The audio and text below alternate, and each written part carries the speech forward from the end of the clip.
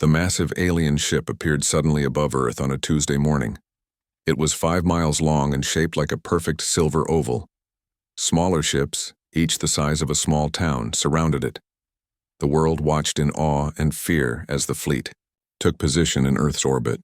Admiral Frank Carter stood at the window of Space Command headquarters, his weathered face tense as he watched the live feed. At 62, he had served in Earth's combined military forces for 4 decades, but nothing had prepared him for this day. First contact with an advanced alien civilization, the Galactic Council. "Admiral, they're requesting to speak with Earth's EOI leaders," said Communications Officer Judy Wilson. Her voice trembled slightly despite her professional training. Frank nodded. "Tell the President I'll be on the call, and get Lisa Morgan here immediately." Within an hour, Lisa Morgan, Earth's lead diplomat, arrived at headquarters. She was a tall woman with short brown hair and eyes that missed nothing. Her reputation for staying calm under pressure was why the President had appointed her as humanity's representative for this historic meeting. "What do we know about them?" Lisa asked as she entered the command center. Frank handed her a tablet. "Not much. They call themselves the Galactic Council. 12 different alien species working together. They've been watching us for some time." The main screen flickered to life, showing a strange blue-skinned being with 4 eyes. "I am High Chancellor Zorthax of the Centaurian Hegemony, speaking on behalf of the Galactic Council. We have come to evaluate Earth's readiness to join the galactic community."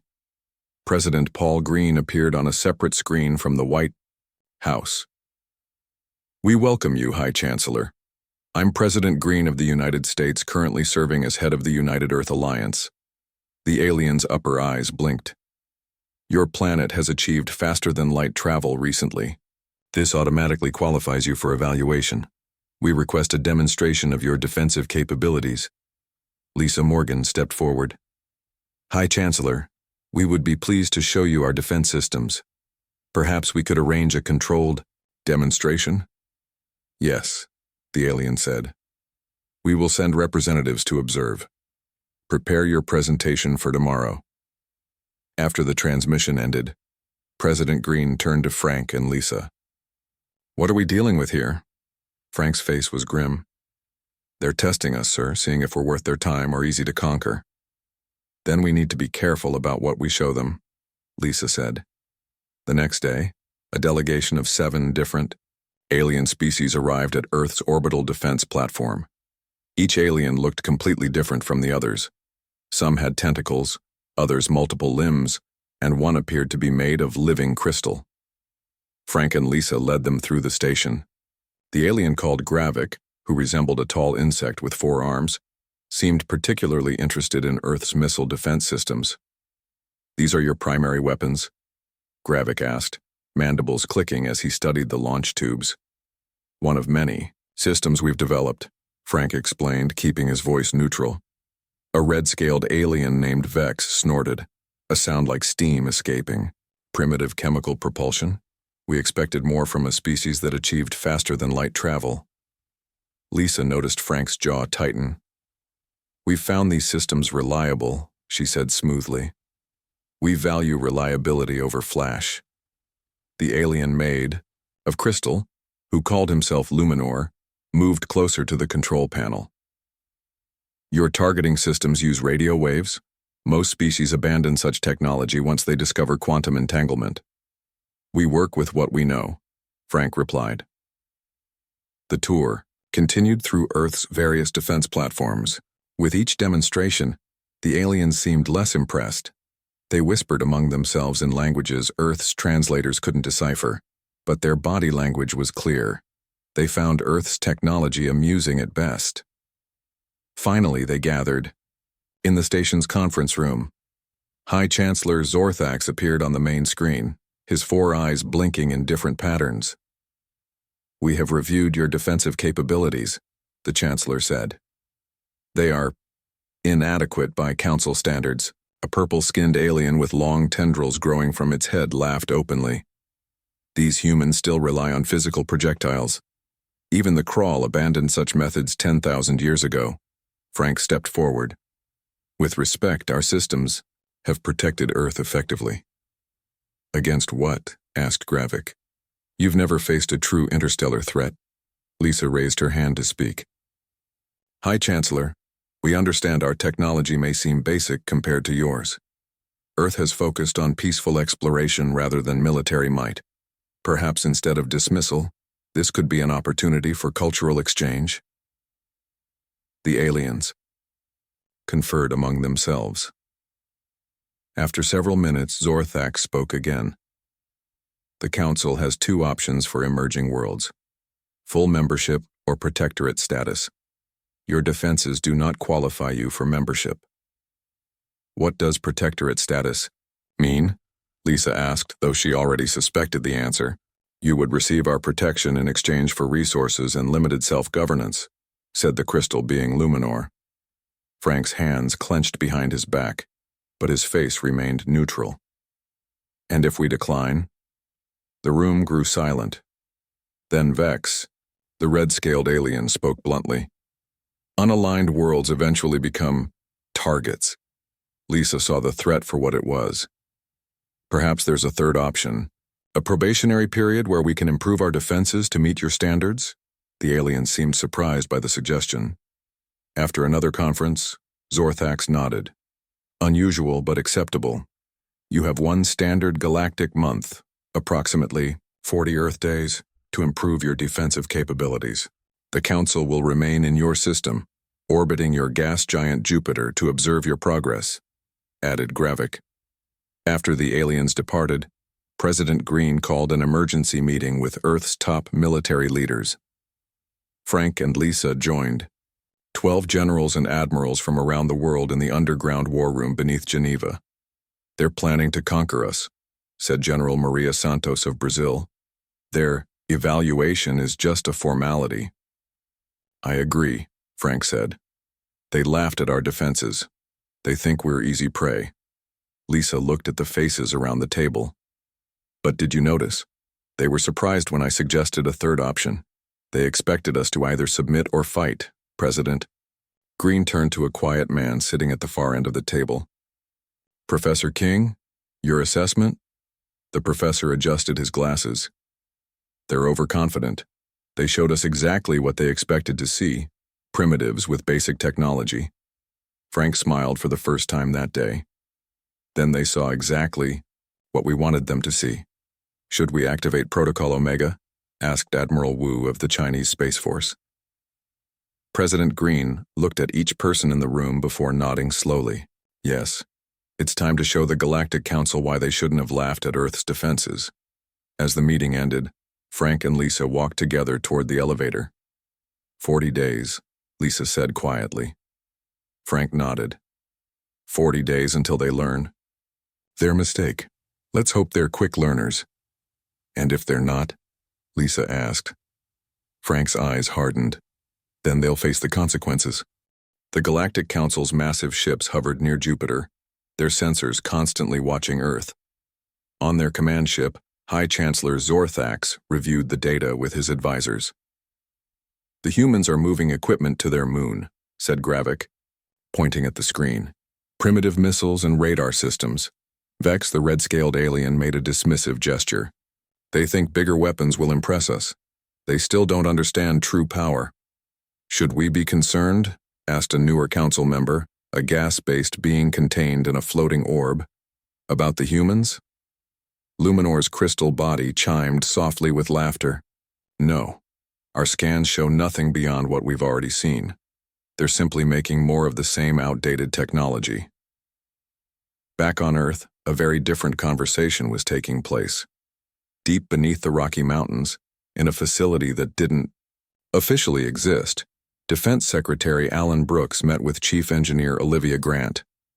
The room was filled with holographic displays showing real-time data from around the solar system.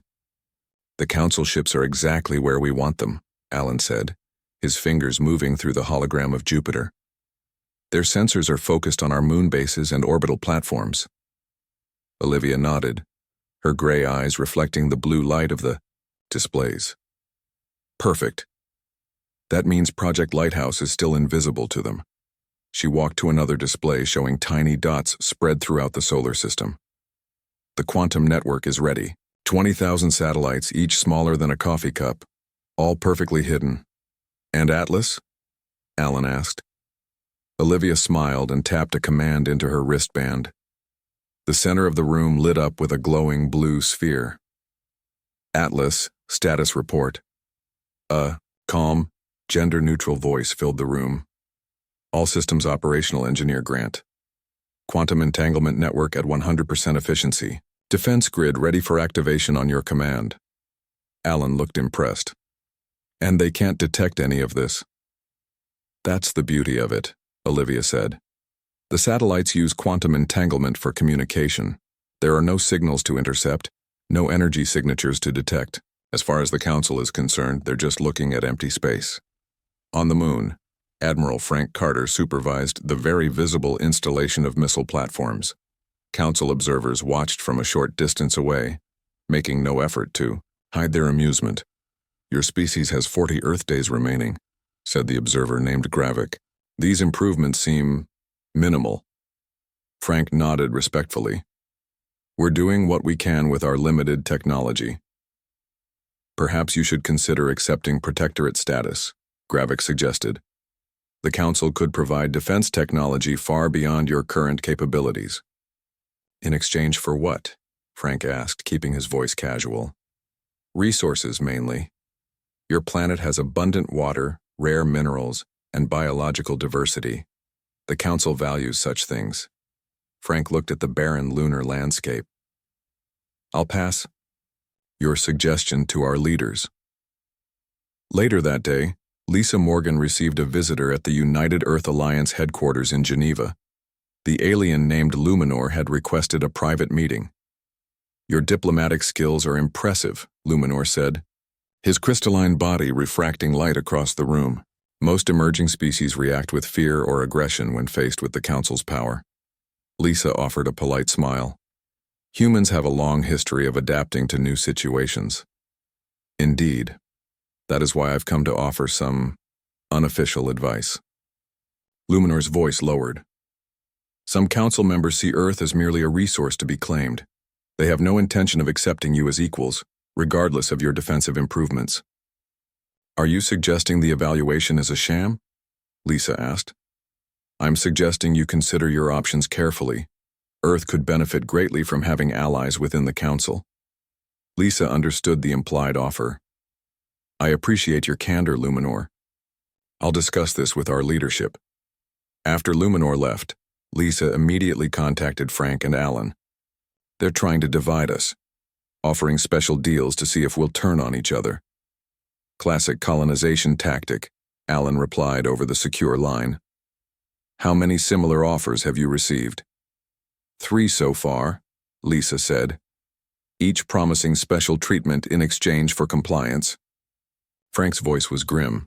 They're getting impatient. We need to speed up our plans. In Nevada, at a remote testing facility disguised as a solar farm, engineer Olivia Grant was working late when the alarm sounded. Security forces quickly surrounded a section of the perimeter fence where sensors had detected an unusual energy signature. We've got something, said Security Chief John Peters over the radio. Some kind of cloaking technology, but it's not perfect. Olivia hurried to the security center where monitors showed a shimmering distortion moving between the solar panels. Activate countermeasures pattern 3. Low intensity. A brief pulse of energy swept across the facility.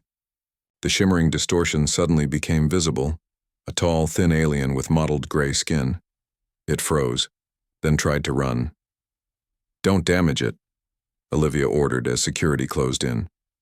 20 minutes later, Admiral Frank Carter arrived by hypersonic transport. The captured alien sat in a containment cell, its large black eyes watching Frank warily. I am Krelvor, diplomatic aide to the Council, the alien said. This is a violation of diplomatic aides don't carry molecular disruptors or use military-grade cloaking technology, Frank interrupted, placing the confiscated items on the table. Want to try again? The alien's skin changed color slightly, showing stress. I am simply gathering information as allowed by Council protocols. Frank sat down across from the spy. Let me tell you what I know, War. The Council has been watching Earth for at least 50 years. You've shot down our early space probes, interfered with our communications, and tested our responses to various stimuli. The alien's eyes widened slightly. Yes, we knew, Frank continued. The crashed ship in the Arctic Circle 30 years ago? We recovered it. The attempted infiltration of our satellite network in 2015? We tracked it. The biological samples taken from our oceans? We let you take them. Impossible, Krelvor whispered. Your species wasn't capable of detecting. That's what you were meant to think, Frank said. Earth has been preparing for this meeting for decades. Those primitive defenses, you all laughed at, their decoys. For the first time, uncertainty showed on the alien's face. If that's true, why reveal it to me? Frank smiled. Because in exactly 5 minutes, you're going to escape from this facility using an emergency beacon hidden in your tooth. You'll return to your ship and report everything I've told you, and then the real test will begin. The alien stared in shock. Frank stood and walked to the door. One more thing. When the Council decides to test our defenses, and they will, remember I gave you this warning. Don't. On the Galactic Council command ship, High Chancellor Zorthax received Krelvor's report with growing concern. Could the human be bluffing? Asked Gravik. Vex shook his head. We need to find out. I propose a test of their true capabilities. Zorthax considered this, his 4 eyes blinking in sequence. Agreed. Prepare a battle group, not enough to start a war, but sufficient to test these supposed hidden defenses. And if they are bluffing? Luminor asked. Then, Zorthax said, Earth becomes a protectorate by the end of their 40 days, one way or another. The Galactic Council chamber aboard their command ship buzzed with tense voices. 12 alien representatives argued around a large circular table. Some wanted peace. Others sought to test Earth's supposed secret defenses. The humans are bluffing, said Vex, pounding his scaled fist on the table. Their captured spy told them exactly what we wanted him to say. High Chancellor Zorthax raised all 4 of his hands for silence. We must determine the truth. I call for a vote on General Drav's proposal for a measured assault. General Drav, a tall, muscular alien with gray skin and ridge-like bones protruding from his skull, stood up. My fleet will target only their lunar mining facilities. No Earth settlements will be harmed. This will reveal whether their hidden defenses exist. The vote was taken. 7 for the test, 5 against. Zorthax nodded slowly. Proceed, General. But remember, this is a test, not a war. As the council meeting ended, Luminor approached Zorthax privately. Chancellor, I have concerns about this course of action. You voted against it, Zorthax noted. Something about these humans troubles me, the crystal being said. They seem too calm, too prepared. Admiral Carter's warning to our spy felt sincere. All the more reason to test their claims, Zorthax replied. If they truly have advanced defenses, they will protect their moon. If not, perhaps this show of force will encourage them to accept protectorate status peacefully. Back on Earth in the Mountain Command Center, alarms suddenly blared. Olivia Grant rushed to the main control room where Alan Brooks was already studying the holographic displays. 50 warships just left the Council fleet, Olivia said, breathless. They're heading toward lunar orbit. Alan's face grew tight. So they decided to test us after all. Contact the President and Admiral Carter. It's time to activate Lighthouse. President Paul Green was woken at 3:17 a.m. by his secure phone. Minutes later, he was in the White House Situation Room, speaking with Alan and Frank via encrypted video link. Are you certain they're targeting the moon? The President asked. Frank nodded grimly. Our quantum sensors are tracking their approach vector. They'll reach Armstrong Colony in 90 minutes. Evacuate the colony? Alan suggested. No time, Frank said. Besides, evacuation would tell them exactly where to strike. The President took a deep breath.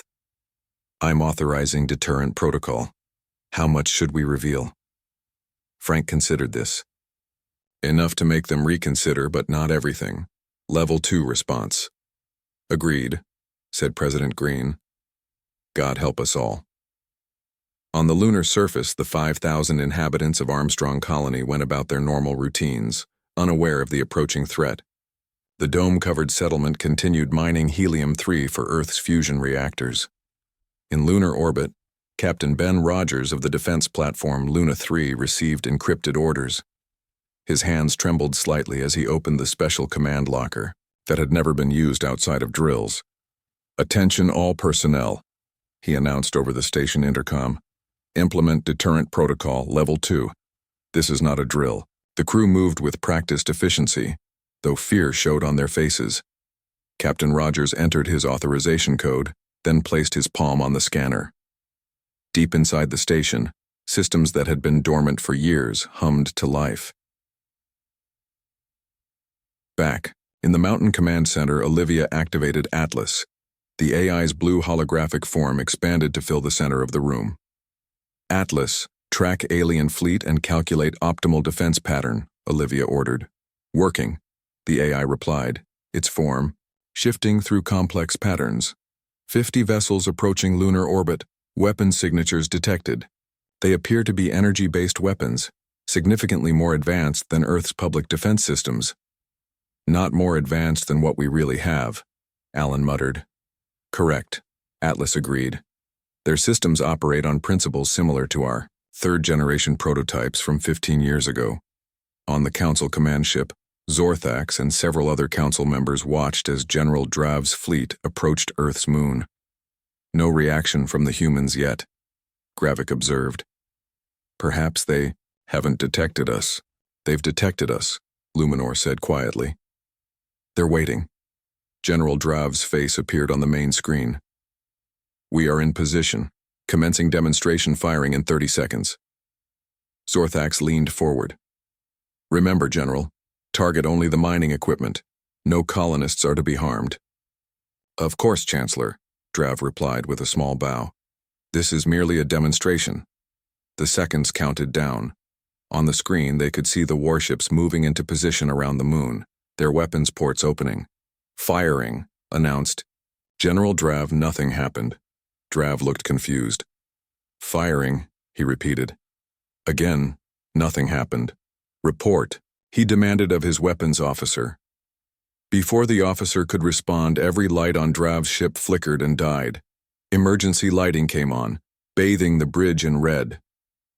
"What's happening?" Zorthax demanded. On the command ship's screen, they watched in shock as, one by one, all 50 warships went dark, drifting powerless in lunar orbit. In Earth's command center, President Green watched the same scene on his screens. "What did we just do?" he asked softly. "Lighthouse Phase 1, Olivia explained. "Targeted quantum field disruption. We didn't destroy their ships, just turned them off." Frank's voice came through the speakers. "I'm heading up to talk to them. Lisa is already on her way to the moon." 6 hours later, Frank Carter stood in the main conference room of Luna 3 station. Across from him sat a furious General Drav, whose ship had been towed to the station by Earth's primitive vessels. "This is an act of war," Drav growled. "No," Frank replied calmly. "An act of war was bringing 50 warships to attack a civilian colony. We simply prevented that attack." "How?" Drav demanded. "Our technology is centuries beyond yours." Frank smiled slightly. "Is it? Your ships use antimatter containment fields, powered by zero-point energy. Impressive, but predictable. We developed countermeasures decades ago after studying the ship that crashed in the Arctic." Lisa Morgan entered the room, nodding respectfully to the general. "The council representatives are on their way. High Chancellor Zorthax wishes to speak with you personally, Admiral." "Good," Frank said. "It's time they understood who they're dealing with." On Earth, Olivia and Alan watched the council's massive ship approach lunar orbit. Unlike the warships, this vessel remained fully powered. "Should we disable them too?" Alan asked. Olivia shook her head. "No need. They've gotten the message. Now, it's time for diplomacy." Atlas's voice filled the room. Additional Council vessels are changing course. 3 ships are now heading toward Earth directly. Are they hostile? Alan asked sharply. Negative, Atlas replied. They appear to be diplomatic. Shuttles. However, one vessel near Mars is activating weapon systems. Shall I neutralize it? Olivia and Alan exchanged glances. Yes, Alan said. But only that ship. Let's make sure they understand that we can see everything they do in our solar system. Near Mars, a Council scout ship was preparing to launch long-range sensors toward Earth when suddenly all systems failed. The ship drifted silently, its crew looking out the windows in shock as a small object, no bigger than a tennis ball, hovered just outside their hull. One of Earth's quantum satellites revealing itself momentarily before disappearing again. The message was clear. Earth was watching, Earth was ready, and Earth was far more dangerous than anyone on the Galactic Council had imagined. High Chancellor Zorthak sat across from Admiral Frank Carter and Lisa Morgan in the Lunar Station's conference room. The alien leader's 4 eyes blinked in different patterns, showing his agitation. You disabled 50 of our most advanced warships, Zorthak said. His voice was calm, but his upper left eye twitched. Without firing a single shot. Frank nodded. We did. Why didn't you tell us about these capabilities when we first arrived? Lisa leaned forward. Would you have believed us? Or would you have simply brought more ships? The question hung in the air. Zorthax's skin changed color slightly, answering without words. As I thought, Lisa continued. You needed to see for yourselves. Now you have. 2 other council members entered the room. Luminor, his crystal body dimmer than usual, and Gravik, whose insect-like mandibles clicked nervously. General Drav is demanding we take action, Gravik reported. He believes this was a trick. He wants to bring the entire council fleet. That would be unwise, Frank said quietly. What you experienced was only a fraction of Earth's defensive capabilities. Luminor moved closer to the table. You claim you developed these technologies by studying a crashed ship. That's difficult to believe. The quantum principles involved are beyond most council species. Humans think differently, Lisa explained. We approach the same physics from another angle. Your species developed faster than light travel before quantum entanglement communications. We did the opposite.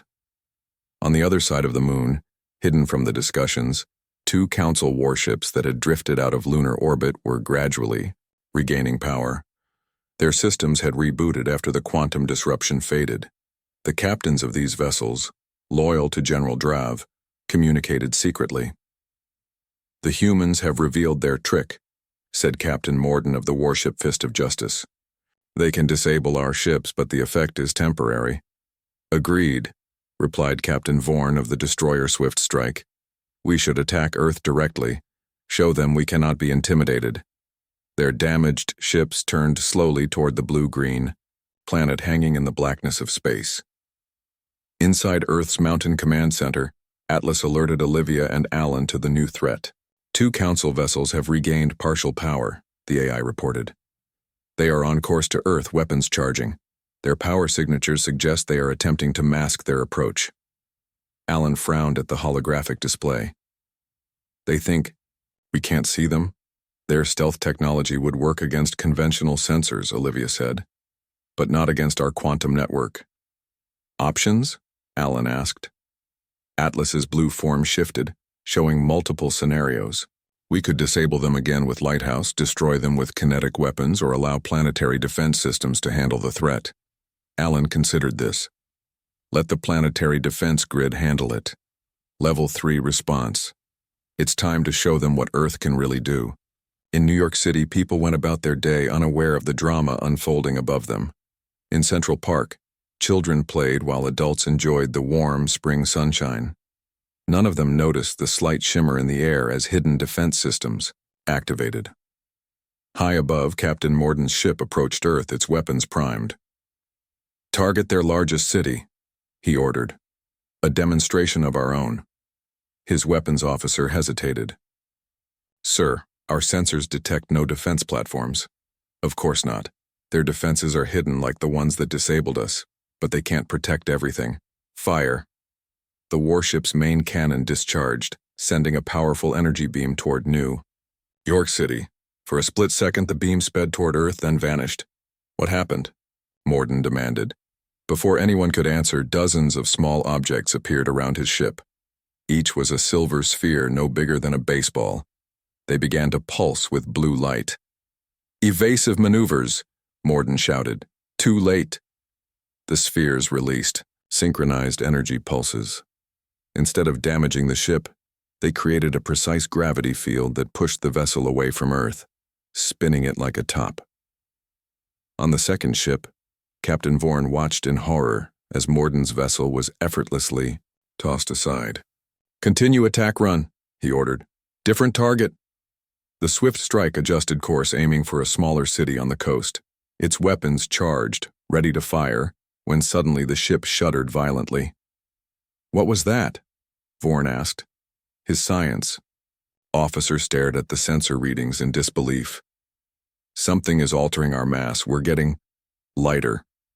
The ship began to rise, moving away from Earth against the thrust of its own engines. No matter how much power they diverted to propulsion, they continued to be pushed back. "Impossible," Vorn whispered. In the lunar conference room, an aide rushed in and whispered to Frank. The Admiral's expression didn't change as he received the news. "Is something wrong?" Zorthax asked, noticing the interruption. "Two of your ships just attempted to attack Earth," Frank said calmly. One targeted New York City, the other was aiming for Boston. The council members looked shocked. Zorthax's four eyes widened.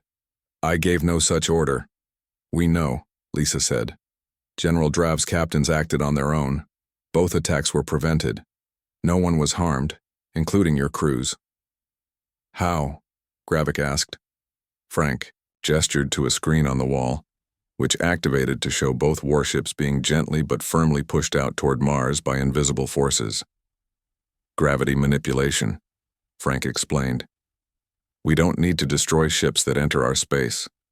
We simply redirect them." Luminor's crystal body pulsed with light, a sign of strong emotion. "This technology, it's beyond anything in Council records." "Earth developed in isolation," Lisa said. "We found different solutions to the same problems. On Captain Vorn's ship." The crew watched helplessly as they were propelled past the orbit of Mars. Their engines fought against the invisible force to no avail. "What are they doing to us?" Vorn's first officer asked. "Teaching us a lesson," Vorn replied bitterly. "One the Council should have learned before sending us here." Back in the lunar conference room, High Chancellor Zorthax had reached a decision. "Wish to speak with your world leaders," he announced. "The Council has misjudged Earth." Frank nodded. "President Green is ready to speak with you, but first, I want to be clear about something." "Yes," Zorthax asked. "Earth doesn't want war.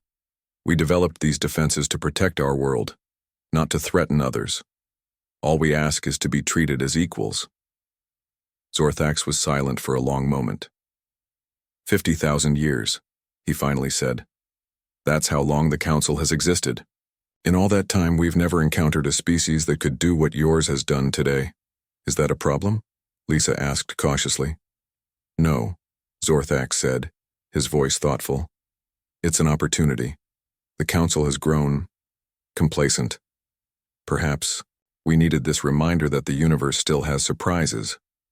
Hours later, as the diplomatic discussions continued, Olivia Grant and Alan Brooks watched the feeds from the lunar station.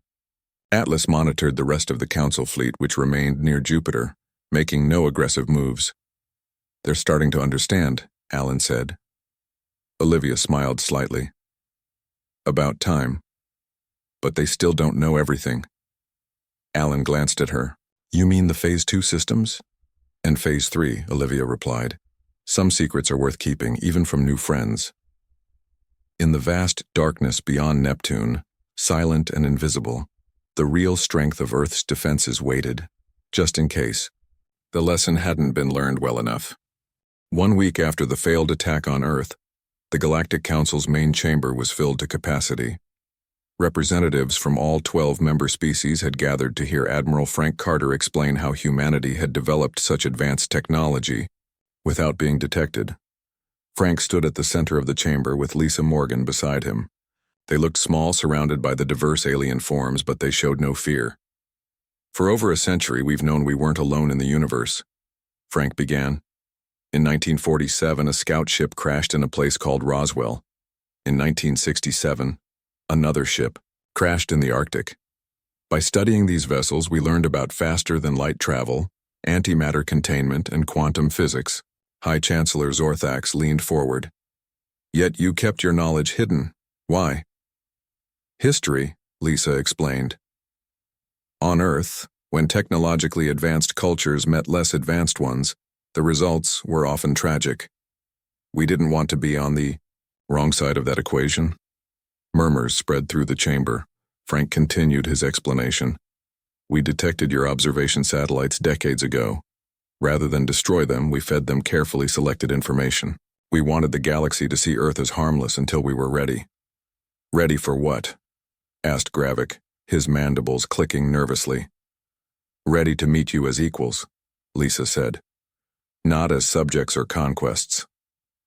General Drav, who had been silently fuming at the back of the chamber, stepped forward. This was all deception. They tricked us. No, Frank said firmly. We protected ourselves. There's a difference. Luminor's crystal form shimmered as he spoke.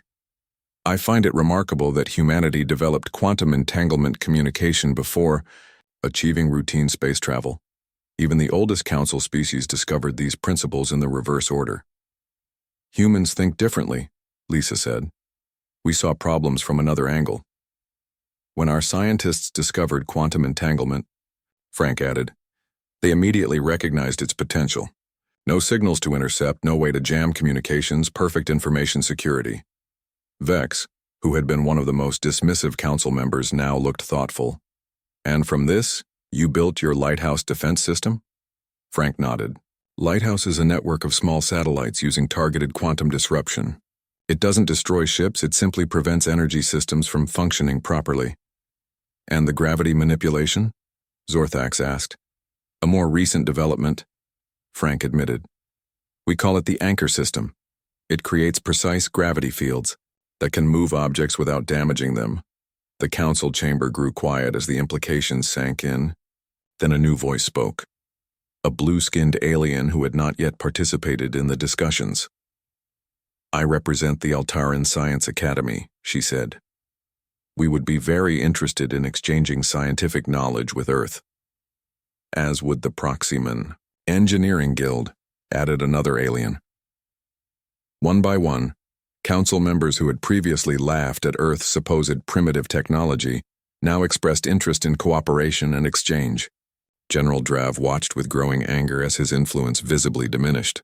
This changes nothing, Drav finally shouted. One clever trick doesn't make them our equals. Zorthax raised all four hands for silence.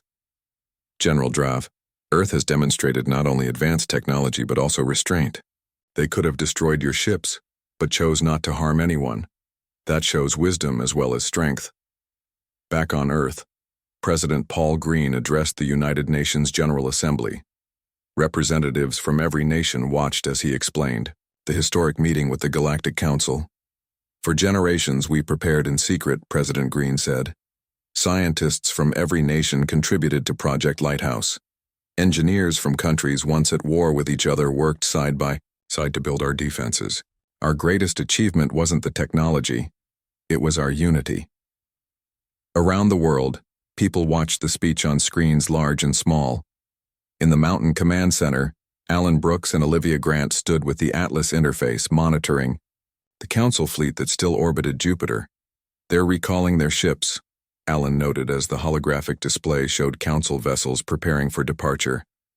All except one, Olivia said, pointing to a smaller ship heading toward Earth. That's a diplomatic vessel. Atlas confirmed her observation. The vessel contains representatives from 7 Council species. Their communications indicate they wish to establish formal relations with Earth. On the Council's command ship, Zorthax met with Frank and Lisa one final time before returning to Council space. We've existed for 50,000 years, the High Chancellor said. But we have grown comfortable, perhaps too comfortable.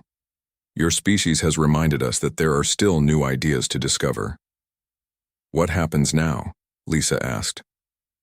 The Council has voted to offer Earth full membership, Zorthax said. Not as a protectorate, but as an equal. Your planet has earned it. Frank looked surprised. Even after we hid our true capabilities? Especially because of that, Zorthax replied. You developed powerful technology but chose defense over conquest. That shows a maturity many species never achieve. 3 months later, on the Council homeworld of Centauri Prime, Earth's new embassy was under construction. Frank Carter and Olivia Grant stood on a balcony, watching alien workers use gravity manipulation, ironically similar to Earth's anchor system, to lift massive stone blocks into place. They're quick learners, Olivia noted. Frank nodded. So are we. Their faster-than-light drive is more efficient than ours. The exchange of technology has already begun. Do you think we should tell them about Phase 3? Olivia asked quietly. Frank looked up at the unfamiliar stars of the Centauri system. Not yet. Some insurance is still good to have. Back on Earth, in a facility beneath the Atlantic Ocean, Lisa Morgan met with President Green. They stood before a massive structure that hummed with power. The Council is honoring all agreements, Lisa reported. Trade routes are being established. Scientific exchanges are underway. And General Drav? President Green asked. Reassigned to a remote outpost, Lisa said with a small smile. Apparently, the Council doesn't appreciate military leaders who start unauthorized conflicts. The president nodded, then gestured to the huge device filling the underwater chamber. And what about this? Do we continue? Lisa looked at the Phase 3 defense system, a technology so advanced that even Earth had only begun to understand its potential. It could, in theory, redirect energy across dimensions, making conventional weapons completely obsolete. We continue development, she said, but we keep it private, not as a threat but as a reminder. A reminder of what? Asked the president. That the universe is full of surprises, Lisa said. The Council laughed at our defenses, then faced the consequences. We shouldn't make the same mistake of underestimating what else might be out there. President Green placed his hand on the cool metal surface of the Phase 3 prototype. So we continue to prepare, but hope we never need it. Exactly, Lisa agreed. The best defense isn't the one you use, it's the one you never have to use at all. In deep space beyond the edge of the solar system, a small quantum satellite, one of thousands comprising Earth's defensive network, detected something unusual. A signal that matched no known pattern, coming from a distant star. Atlas noted the anomaly and added it to a growing list of mysteries that might one day need humanity's attention. The universe, it seemed, still had many surprises left to reveal.